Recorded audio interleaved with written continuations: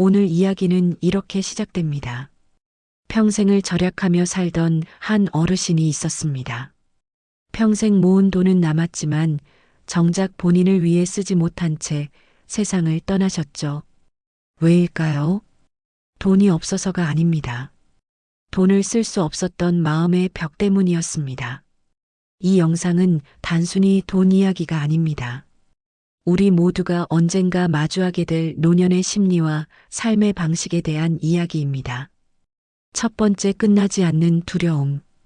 은퇴한 뒤 사람들은 의외로 돈을 거의 쓰지 않는다고 합니다.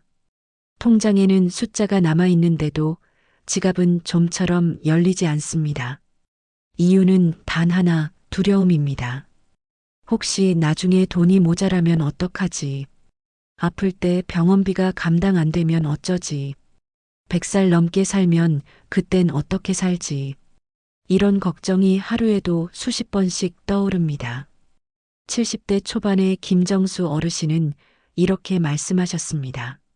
내가 평생 모은 돈이 있지만 그걸 쓰려니 겁이 나요. 혹시라도 더 오래 살면 어쩌나 싶어서요. 그래서 병원비조차 아끼고 여행도 미루며 사셨습니다. 하지만 현실은 대부분의 노인이 돈을 남기고 세상을 떠난다고 합니다. 언젠가 쓸 거야 하며 남겨둔 돈은 결국 남은 가족의 몫이 됩니다. 불안은 우리를 움직이지 못하게 만듭니다. 하지만 정말 필요한 것은 불안을 줄이는 방법입니다. 나중에를 대비하는 것도 좋지만 지금의 나를 위해 작은 행복에 쓰는 용기가 더 필요합니다. 불안을 덜어내야 돈이 아닌 인생을 관리할 수 있습니다. 두 번째, 안정적인 수입이 주는 심리적 편안함. 은퇴 후 돈을 한꺼번에 받는 사람과 매달 연금처럼 나누어 받는 사람 중 누가 더 마음이 편할까요?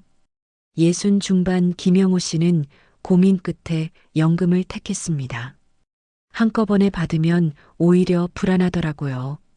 이 돈이 얼마나 버틸지 계산만 하게 돼요. 그런데 매달 일정한 금액이 들어오니까 마음이 안정됐어요. 반면 같은 나이의 박모 씨는 퇴직금을 한 번에 받아 아들에게 투자했습니다. 결과는 실패였고 돈도 관계도 잃었습니다. 그 뒤로 그는 하루하루 불안 속에 살았습니다. 이 이야기는 우리에게 분명한 메시지를 줍니다. 돈의 크기보다 지속성이 중요하다는 것. 매달 들어오는 수입은 단순한 금액이 아니라 마음의 안전망입니다. 그 안정감이 있어야 비로소 돈을 쓰는 여유가 생깁니다. 많은 시니어가 돈이 많으면 행복할 거야 라고 말하지만 사실은 돈이 꾸준히 들어오는 시스템이 행복을 만듭니다. 매달 들어오는 100만 원의 안심은 통장 속 1억 원의 불안보다 더 큰 힘이 됩니다. 세 번째, 평생 몸에 밴 절약의 습관. 78세 강영자 할머니는 전쟁 세대를 겪으셨습니다. 그 시절 보리밥 한 그릇도 귀했고 하루 세 끼가 버거웠습니다. 그때 생긴 습관은 지금도 바뀌지 않았습니다. 새 옷을 사면 불안해요.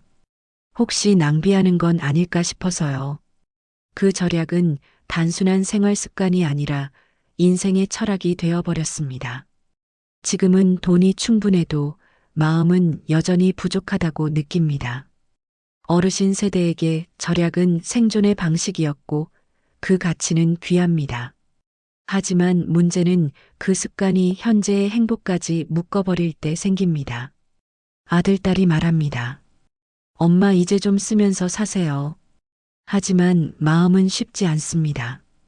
평생 몸에 밴 절약이란 그저 돈을 아끼는 게 아니라 마음을 조이는 일이기 때문입니다. 어떤 심리학자는 이렇게 말했습니다. 젊은 시절 형성된 소비 습관은 나이 들어 더 강해진다. 바로 그 이유로 많은 어르신들이 돈이 있어도 돈을 쓰지 못하는 노년을 살아갑니다. 이제는 절약보다 더 중요한 가치가 있습니다. 그건 나를 위해 쓰는 용기입니다. 내가 살아있다는 증거, 내 삶을 존중하는 행동이 바로 소비입니다. 이제 절약은 덕목이 아니라 선택입니다.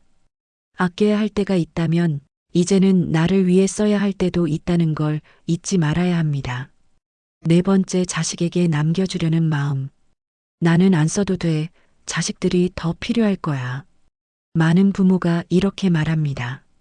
하지만 정말 그게 자식을 위한 걸까요? 70대 초반 이정숙 씨 부부는 평생 가게를 운영하며 돈을 모았습니다. 우린 사치 한 번 안 했어요. 아이들이 잘 되길 바랐거든요. 그런데 어느 날 딸이 이렇게 말했습니다. 엄마 제발 좀 쓰면서 살아. 우리한테 남기지 말고 여행도 다니고 좋은 것도 좀 사요. 그때 비로소 깨달았습니다. 자식을 위해 아낀다는 마음이 사실은 자신이 돈을 쓰는 게 두려워서일 수도 있다는 걸요. 자식에게 남기는 재산보다 더 큰 유산은 행복한 부모의 모습입니다. 건강하게 웃는 얼굴, 즐겁게 살아가는 모습, 그게 자녀에게 가장 큰 선물입니다. 노년의 돈은 자식의 짐이 아니라 부모의 삶을 빛내는 등불이어야 합니다. 내가 행복해야 자식도 마음 편히 살 수 있습니다. 돈을 남기는 게 아니라 행복을 보여주는 것이 진짜 부모의 역할입니다. 다섯 번째, 사회적 시선. 많은 어르신이 이렇게 말합니다. 그 나이에 무슨 사치야. 사람들이 뭐라고 할까 걱정돼. 75세 박영순 씨도 그랬습니다. 친구들과 좋은 곳에서 식사하고 싶었지만 괜히 사치하는 거 아니야? 하는 생각이 앞섰습니다. 그런데 어느 날 딸이 말했습니다. 엄마, 이제 엄마를 위해 돈을 써야 할 때예요. 그게 우리한테 더 큰 기쁨이에요. 그 말을 듣고 박영순 씨는 달라졌습니다. 한 달에 한 번은 꼭 친구들과 외식하고 꽃꽂이 수업도 등록했습니다. 그리고 여행을 떠났습니다. 처음엔 망설였지만 돌아온 후 이렇게 말했습니다. 이제야 돈을 제대로 썼다는 생각이 들어요. 내 인생을 위해 쓴 돈은 낭비가 아니었어요. 그녀는 깨달았습니다. 사람들의 시선보다 더 중요한 건 내가 어떻게 살고 싶은가라는 마음이었습니다. 이제 그녀에게 소비는 사치가 아니라 삶의 투자가 되었습니다. 노인은 아껴야 한다는 말보다 이제는 노인도 잘 써야 한다는 말이 더 어울리는 시대입니다. 돈을 모으는 것도 중요하지만 그 돈을 통해 얼마나 행복을 느끼는지가 진짜 부의 기준입니다. 우리는 평생 돈을 모으는 법만 배웠습니다. 하지만 이제는 쓰는 법을 배워야 할 때입니다. 두려움과 절약의 습관을 내려놓고 안정감 속에서 자신을 위한 소비를 시작하는 것. 그것이 진정한 노후의 지혜일지도 모릅니다. 바로 이어지는 시간에는 노년기에 돈을 제대로 쓰는 법, 그리고 행복을 위한 현명한 소비 루틴에 대해 이어서 이야기하겠습니다. 조금 전 우리는 왜 많은 노년층이 돈을 쓰지 못하는가에 대해 이야기했습니다.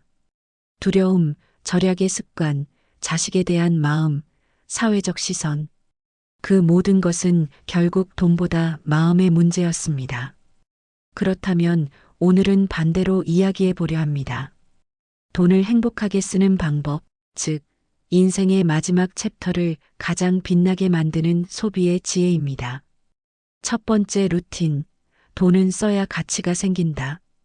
70대 중반의 박영수 어르신은 은퇴 후에도 늘 통장 잔고만 바라보며 살았습니다. 혹시 모를 때를 대비해서 그는 외식도 여행도 병원 검진도 미루며 살았죠. 하지만 어느 날 건강이 크게 나빠졌습니다. 그제야 깨달았습니다. 나는 평생 돈을 모으기만 했지. 정작 내 삶을 위해 써본 적이 없구나. 그 후 그는 조금씩 달라졌습니다. 좋은 음식을 먹고 오래된 친구를 만나고 하루하루의 삶을 기록하기 시작했습니다. 그는 말했습니다. 은행 통장의 숫자가 아니라 오늘 내가 웃을 수 있는 시간이 진짜 부자예요. 그렇습니다. 돈은 써야 가치가 생깁니다. 모아둔 돈은 숫자에 불과하지만 써서 누린 행복은 추억으로 남습니다. 노후의 진짜 부는 잔고가 아니라 삶의 온기를 느끼는 순간들입니다. 두 번째 루틴, 낭비가 아니라 투자라고 생각하라. 많은 분들이 이렇게 말합니다. 이건 사치야, 낭비야, 나중에 후회할 거야. 하지만 그것은 잘못된 인식입니다. 70대 후반 이정아 씨는 건강검진을 몇 년씩 미루다 병이 커졌습니다. 그때 병원비가 아까워서 안 갔는데 결국 몇 배를 더 쓰게 됐어요. 그녀는 그때 깨달았습니다. 돈을 쓰는 건 낭비가 아니라 나 자신에게 투자하는 일이라는 것을요. 건강을 위해 쓰는 돈, 마음을 위로하기 위한 여행, 배움을 위한 취미 활동, 이 모든 건 소비가 아니라 삶을 더 길게, 더 깊게 만드는 투자입니다. 돈을 쓸 때마다 이렇게 스스로에게 물어보세요. 이 지출이 나를 더 행복하게 만들고 있는가? 그렇다면 그것은 낭비가 아니라 나를 위한 최고의 투자입니다.